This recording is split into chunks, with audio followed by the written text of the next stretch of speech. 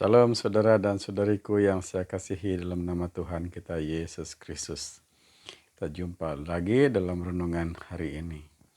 Sebelum kita membuat satu renungan, saya ingin buat suatu cerita lah ataupun perkongsian tentang situasi semasa, ya. Dan perkongsian ini adalah mengenai dengan keadaan yang sedang berlaku di Timur Tengah di antara negara Israel dan Hamas. Saudara, ada baiknya bagi kita yang terutama sekali yang berada di Pulau Borneo ini, kita jangan terlalu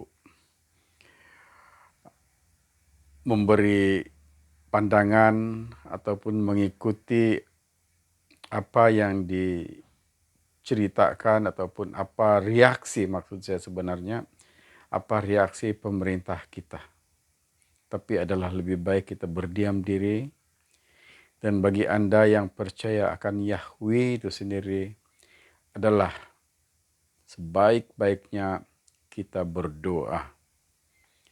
Sebab dalam renungan kita pada pagi ini, ia sangat berkait rapat dengan keadaan yang ada sekarang. Jadi untuk maksud itu, mari kita lihat di dalam 2 Tawarik, ya. 2 Tawarik pasal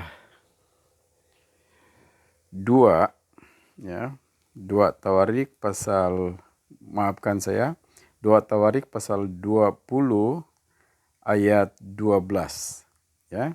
2 Tawarik pasal 20 ayat 12. Bunyinya begini. Ya Yahweh kami, tidakkah engkau akan menghukum mereka? Karena kami tidak mempunyai kekuatan untuk menghadapi laskar yang besar ini, yang datang menyerang kami. Kami tidak tahu apa yang harus kami lakukan, tetapi mata kami tertuju kepadamu. Itu doa Yosafat bersama-sama dengan orang-orang Yehuda. Dan menurut daripada latar belakang doa ini, saudara boleh lihat ataupun boleh baca di dalam 2 Tawarik pasal 20 ayat 1 sampai ke ayat 37. Ya. 2 Tawarik pasal 20 ayat 1 sampai 37. Sebenarnya cerita ini adalah mengenai tindakan Bani Moab, ya. Moab dan orang-orang Moab dan juga orang-orang Amon, ya. Mereka menyerang orang bangsa Israel, orang-orang Yehuda, ya. Jadi apabila Raja Yosafat mengetahui hal ini, dia dan bangsanya datang kepada Tuhan dan mereka berpuasa. Berpuasa, satu bangsa itu berpuasa tahu. Ya, mereka berpuasa dan memohon pertolongan Tuhan. Dan sementara mereka berpuasa itu, kalau kita lihat di situ tiba-tiba, ya. Tiba-tiba Roh Kudus, ya. Roh Kudus hinggap ataupun menguasai salah seorang daripada di situ. Untuk mengetahui namanya, saudara bolehlah membaca dalam petikan tadi itulah 2 Tawarik, ya. 2 Tawarik pasal 20 ayat 1 sampai 37. Dalam pembacaan saya tadi itu, kalau saya baca keseluruhannya cuma sampai 17, tapi untuk mengetahui lebih lanjut lagi tentang peristiwa itu adalah daripada ayat 1 sampai 30 lebih lah yang saya katakan tadi itu. Jadi apa yang terjadi? Roh Kudus melalui salah seorang daripada orang Yehuda itu, daripada orang Lewi, ya, dikatakan di situ jangan takut. Yahweh mengatakan jangan takut sebab saya akan berperang bagi kamu. Jadi apabila tiba masanya, askar-askar Yehuda itu pun pergi jugalah ke situ. Tapi senjata mereka adalah puji-pujian kepada Yahweh itu. Aneh kan? Mereka membawa puji-pujian kepada Yahweh. Menyembah di situ. Untuk mengetahui apakah puji-pujian itu, baca di dalam Alkitab yang saya sudah katakan tadi itu. Saudara, apa yang terjadi? Bani Amun dan Bani Moab itu, sebelum mereka menyerang bangsa Yehuda itu, mereka serang beberapa suku lain. Dan selepas mereka menyerang suku-suku lain itu, mereka sendiri berperang di antara satu dengan yang lain, yaitu Bani Amun dan Bani Moab itu. Sebelum bangsa Yehuda itu bangsa Israel itu datang di situ. Sampai, maksud saya sampai di sana. Dan apa yang terjadi bila mereka sampai, yang mereka nampak adalah bangkai-bangkai tentara Moab dan Amun itu sendiri. Dan mereka datang di sana mengambil segala apa yang ada kepada orang-orang Moab dan Amun itu untuk dibawa ke kemah mereka. Jadi, apakah yang dapat kita belajar daripada sini, saudaraku?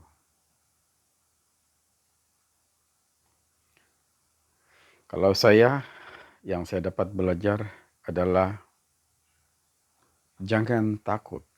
Ya. Jangan takut. Kita harus handalkan, ya. Kita harus sandalkan segala masalah kita itu, segala persoalan kita itu kepada Yahweh itu sendiri. Yahweh yang disembah oleh orang Yahudi, yang memimpin bangsa Yahudi itu sendiri, orang Israel itu. Yang juga Yahweh inilah juga sebenarnya yang telah mengutus Yesus, ataupun dalam bahasa aslinya dipanggil Yeshua. Itu Yahweh yang menyelamatkan. Maksud Yeshua itu Yahweh yang menyelamatkan. Kenapa kita harus sandarkan kepada Yahweh? Sebab Yahweh itu adalah sumber kekuatan. Sumber kekuatan kita. Oke, saya masuk sedikitlah kepada bangsa Israel ini. Mereka ini, saudara-saudariku sekalian, adalah umat pilihan Tuhan. Ada 12 suku bangsa Israel ini, dan mereka ini adalah umat pilihan Tuhan. Ya. Mereka ini adalah keturunan Israel. Ya. Keturunan Israel ataupun Yakub. Ya. Dan mereka ada perjanjian dengan Yahweh itu sendiri. Mereka ada perjanjian. Kalau kamu tetap menyembah saya, Yahweh kata, kalau kamu tetap menyembah saya, aku akan melindungi kamu dan tidak akan membiarkan kamu. Seperti itu. Tetapi apabila bangsa ini membelakangi Yahweh itu sendiri, itulah yang terjadi. Apa yang terjadinya? Mereka pernah disembelih beramai-ramai oleh Hitler. Ya, dan banyak lagi lah. Apabila mereka melakukan dosa, maka musuh-musuh di sekeliling Israel itu sendiri akan menyerang mereka. Dan sekarang ini, dalam peristiwa yang berada sekarang ini, saya percaya ada sesuatu yang tidak kena kepada bangsa itu. Dan bangsa ini, ya, diserang. Dan daripada sumber yang kita dapat bahwa mereka sebenarnya sedang merayakan suatu perayaan. Adakah perayaan bangsa Israel itu sesuai dengan apa yang dikatakan oleh Yahweh itu sendiri? Kalau mereka mengadakan satu perayaan pun, ada undang-undang yang sudah dikhususkan tentang perayaan-perayaan itu. Adakah bangsa ini pada waktu itu tidak melanggar sebahagian daripada undang-undang perayaan itu? Itu persoalan dia. Kenapa perayaan dibuat di tepi pantai? Kan? Apa yang terjadi? Itulah. Tetapi orang-orang Israel ini mereka mengetahui Yahweh mereka itu, Yahweh yang disembah itu. Dan salah satu cara mereka adalah berkumpul beramai-ramai, berdoa, berpuasa. Dan saya ada nampak satu video, mereka berada di Timbuk Ratapan.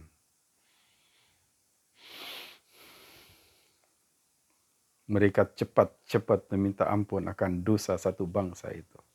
Apa yang kita dapat belajar di situ adalah puasa satu bangsa. Kalau di dalam Alkitab tadi itu mereka berpuasa, satu bangsa itu. Ya. Jadi di sini juga dalam petikan ini, dalam renungan kita pada hari ini kita dapat belajar juga. Ya, kita dapat belajar tentang kekuatan puasa itu. Dan puasa itu sebenarnya ada 3 jenis. Ya, ada 3 jenis. Ada yang mengatakan menurut dalam pemahaman mereka dalam Alkitab, puasa ini dia bilang ada beberapa jenis. Satu jenis puasa istah. Wah, itu puasa penuh lah. Tidak makan dan tidak minum 3 hari 3 malam. Betul juga lah. Ya. Ada lagi satu jenis puasa, dia kata puasa Daniel. Ya, tidak makan benda-benda tertentu. Seperti itulah. Tetapi bagi saya, puasa itu adalah seperti yang dilakukan oleh Ista dan Yusafat ini. Itu satu. Yang keduanya ada juga dalam dosa keluarga. Oke, saya mau bercerita lah serba sedikit tentang ini. Satu bangsa itu jika mereka bersalah, ingatlah kembali kepada cerita Niniwe itu ya. Ya, cerita Niniwe dalam perjanjian lama juga. Ya. Kita harus satu bangsa itu, katakanlah satu bangsa Borneo ini. Kalau mereka bersatu, satu bangsa Borneo ini bersatu dalam 1 atau 2 atau 3 hari, berpuasa bersama-sama untuk mendapat pimpinan Tuhan. Saya percaya mujizat akan terjadi. Itu satu. Seperti yang dibuat oleh bangsa Israel itu sendiri. Ya. Yang keduanya, puasa keluarga. Kadang-kadang kita akan menghadapi masalah-masalah yang tiba-tiba menimpa kita. Tapi kita tidak sadar, ini perkara biasa. Tapi sebenarnya kalau kita percaya dan benar-benar sudah menyerahkan diri kita kepada Yahweh, kita menyembah, kita memang jadikan Yahweh itu sebagai Tuhan yang kita sembah.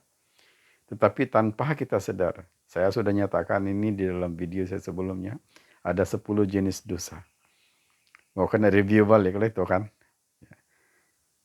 Kena review balik. Tanpa kita sadar kita melanggar beberapa jenis dosa itu.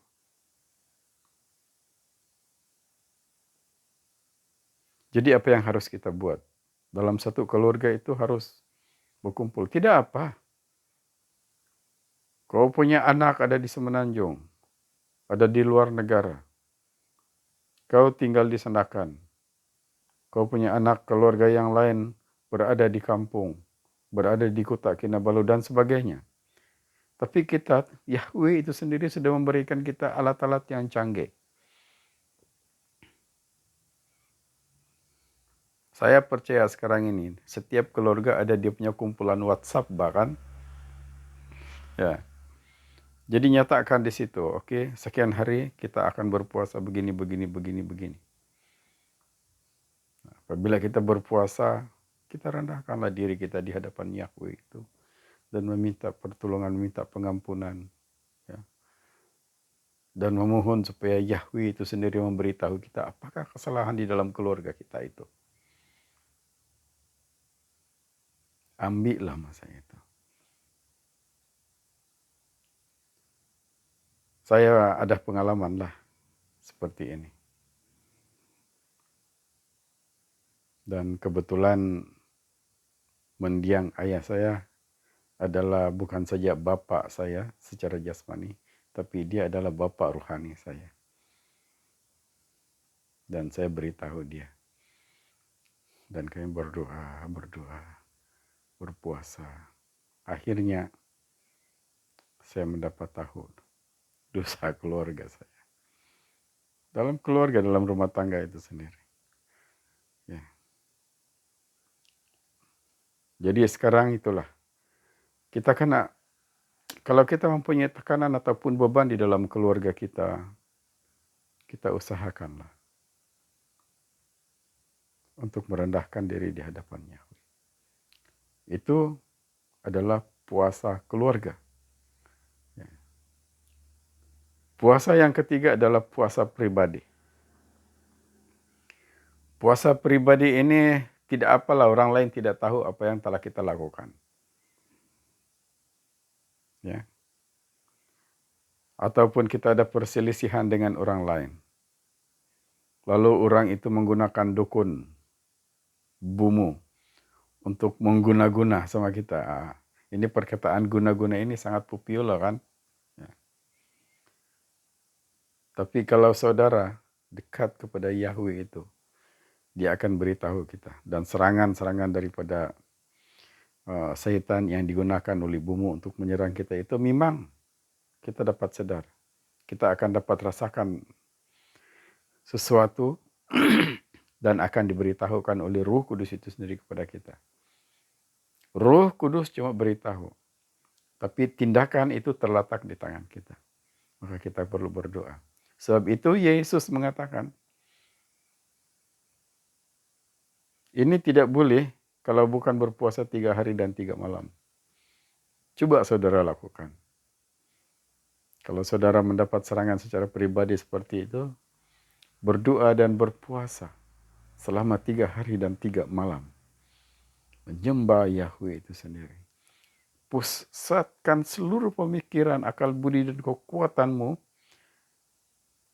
semasa puasa itu selama 3 hari 3 malam. Dan saudara akan lihat, saudara akan rasa sesuatu. Ada lagi hal-hal yang lain yang memang saudara telah melakukan kejahatan. Tapi saya balik kepada yang tadi itu. Serangan daripada guna-guna ini. Saudara tahu siapa yang buat guna-guna itu? Salah satu untuk menyelesaikan masalah itu, apapun yang ada di dalam hati saudara, saudara harus mengampuni orang tersebut. Harus mengampuni. Bahkan doakan. Katakan kepada Yahweh, Yahweh Bapakku yang di surga. Saya telah mengampuni dia dan ampuni dia akan kesalahan dia terhadap saya. Dan ampuni juga kesalahan saya. Kurang lebih seperti itu, saudara. Oke, kita teruskan kepada yang saya katakan tadi itulah. Dosa-dosa lain. Ya, kita tidak sadar kita telah melakukan kesalahan.